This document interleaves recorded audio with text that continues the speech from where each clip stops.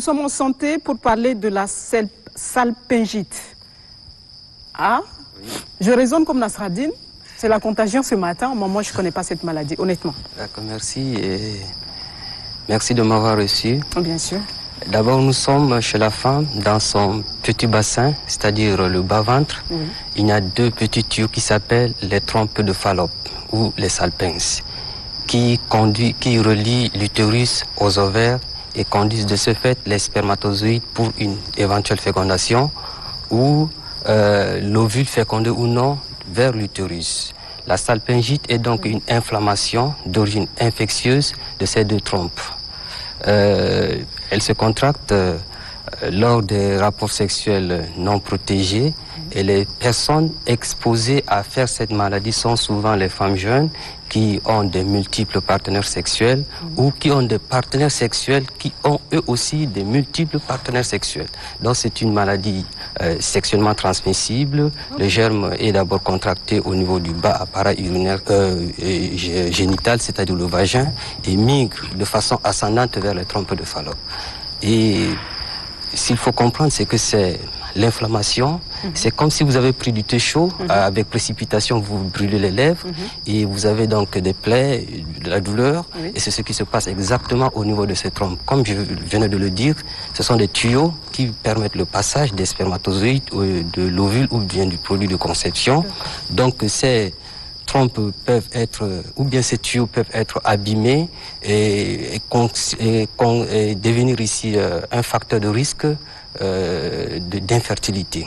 On peut dire que la salpingite est une maladie exposant à faire une infertilité et c'est une cause d'infertilité évitable.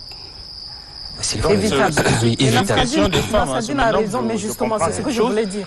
Oui. Tu as raison. Alors, comment ça se manifeste, cette maladie? Bon, comme je l'ai dit, c'est une inflammation. D'abord, on a la douleur. La douleur au niveau du petit bassin, c'est-à-dire du bas-ventre, qui peut être latéralisée d'un côté ou des deux. On peut avoir la fièvre, on peut avoir des pertes blanches, on peut avoir des saignements. Ce sont là les quelques manifestations de cette maladie. Non, je suis complètement ailleurs parce qu'en fait, dès qu'il a dit trompe, je me suis un peu retrouvée dans cette maladie, en fait. Je me dis, ça concerne les femmes, parce que quand on parle des trompes, ça nous concerne. C'est dommage, mais que je renvoie toujours à Nasradine, qui ne connaît pas, je me dis... Mais en expliquant, je comprends parfaitement maintenant.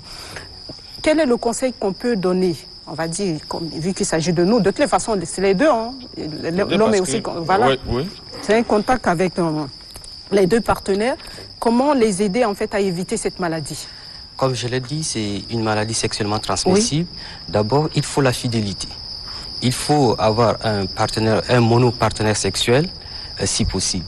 Mais si on ne peut pas, en fait, être fidèle, il faut maintenant la prudence, c'est-à-dire avoir des rapports sexuels protégés.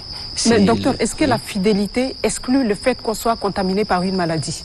Bon, je peux être fidèle et être malade, docteur? Pour cette maladie précise, oui, parce que on prend le germe chez un partenaire malade. Oui. Et si le sexe est fait dans un système clos, je peux dire oui, on peut prévenir valablement cette maladie avec la fidélité.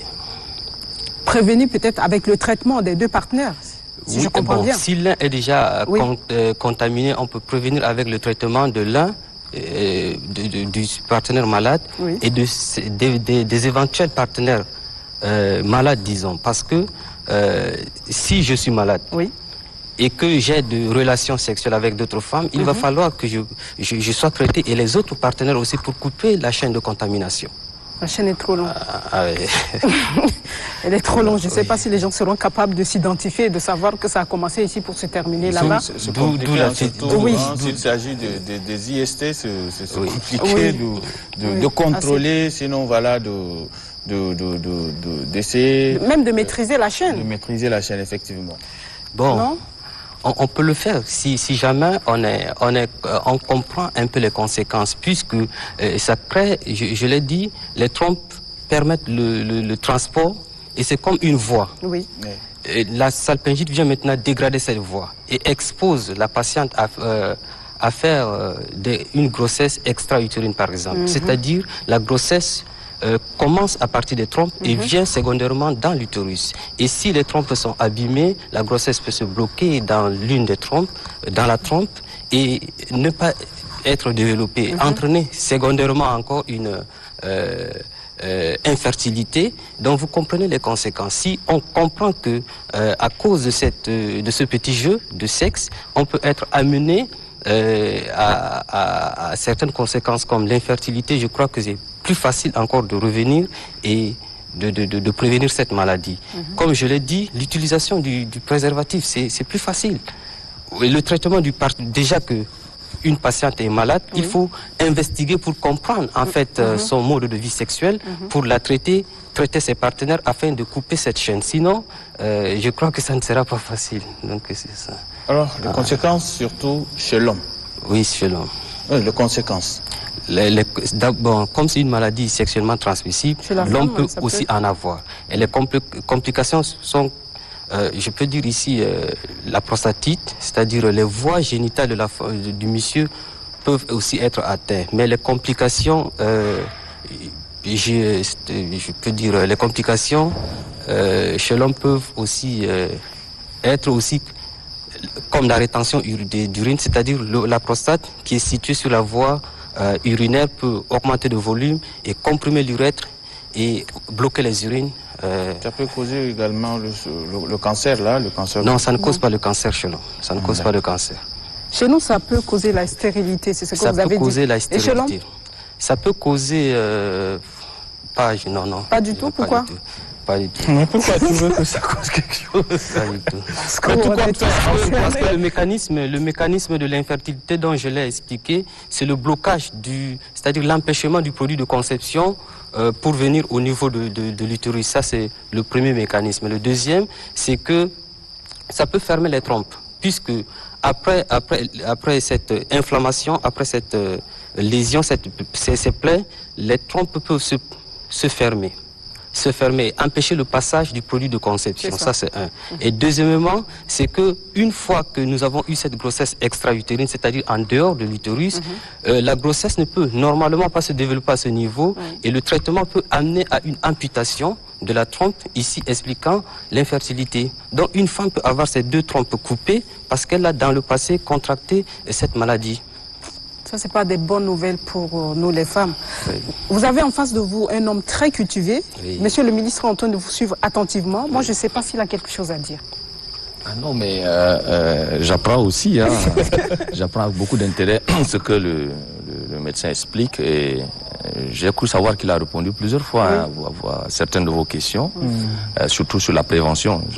Si je ne m'abuse, il l'a dit. C'est d'abord éviter d'avoir la multiplication de partenaires et au cas où il y a risque de contamination, c'est de prévenir avec l'utilisation des capotes de préservatifs. Mais j'apprends ce matin à connaître cette maladie que je n'ai jamais connue non plus. Et il parlait du côté des hommes, de l'augmentation du volume de la prostate. Voilà, de la question de la prostate, c'est très intéressant. Et donc ça devrait être un objet de sensibilisation pour tout le monde. Voilà. Surtout en parlant de la fidélité. Tout se résume ici, hein, parce que si on est fidèle, on peut éviter vraiment beaucoup de maladies sexuellement transmissibles. Oui, c'est ça. Merci. Je te souhaite vivement la fidélité. Merci. En tout cas, merci, Monsieur Temga Wang, c'est ça, je vais pas accrocher le nom. Merci d'être là ce matin. Merci beaucoup. Et merci pour... ça, c'est des nouvelles informations. Après, nous, les journalistes, chaque matin, on est à la recherche des nouvelles informations. On apprend toujours. Hein. Donc, quand on pose des questions, c'est qu'on veut comprendre, on veut savoir ce qui se passe. Et merci, Salpenji, si je retiens. La bonne nouvelle, c'est qu'il y a un traitement efficace. C'est que lorsque on sent des douleurs et qu'on sait qu'on a des rapports sexuels à risque, il faut aussitôt consulter son médecin ou son gynécologue pour un traitement. Et le traitement existe et il est d'ailleurs efficace pour éviter ici les complications. Merci docteur. Merci à vous aussi docteur Issa Doubrin. Je reprends un peu docteur. conseiller du président en charge des suivis des projets et programmes. Merci d'être venu sur ce plateau. On vous souhaite un bon retour chez vous et surtout très belle journée. Oui. Nasreddine l'a voulu. Hein. Oui. Des affaires, Bien oui, sûr. on fera tout pour qu'on se retrouve encore sur ce plateau Voilà. et parler amplement c'est une question très difficile. Oui. Ouais. Oui, parce que là, s'il faut revenir parler également des entrepreneurs, parce que ça commence petit à petit, pour justement. parler également du climat des affaires. Et Tout à fait. Merci, monsieur le ministre, on aura Merci une d'être venu. occasion.